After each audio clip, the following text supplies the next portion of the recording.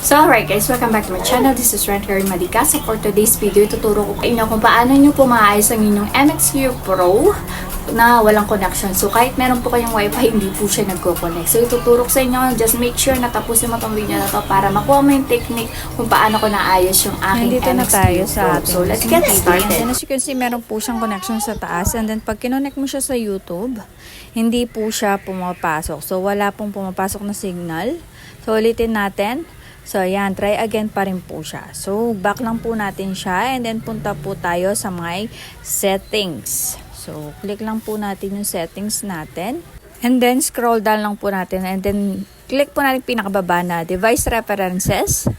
And then, pagka-click po natin dyan, baba lang po natin siya sa pangalawa, date and time. So, yan. Click lang po natin yan. And then, iset po natin yung date. Yung date lang po yung iset natin, okay? And then, yan. So, kung ano pong date natin ngayon or yung kung anong panahon po kayo nakaano ngayon pa, ano na yan is, iset nyo lang po sa date na yon, okay? And then, after that, ibaback na po natin yan. So, yun lang po yung setup natin. Wala nang iba. Yung time, okay lang yan. Mapapakita ko na sa inyo kung gumagana na yung wifi niya. So, click lang po natin yung YouTube.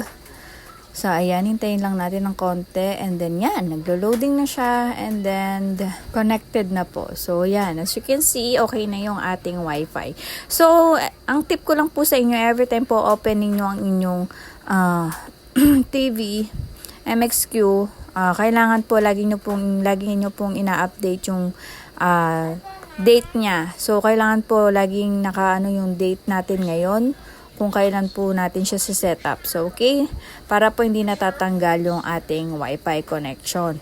So, tuloy-tuloy lamang po yun. Every time po sinisindi natin, ganun po lang yung routine natin. So, sana may natutunan ka sa aking video. So, please give me a thumbs up and please subscribe to my channel and hit the notification button para ma-notify ka pa sa susunod pa mga video. So, stay safe, ingat, and God bless you all.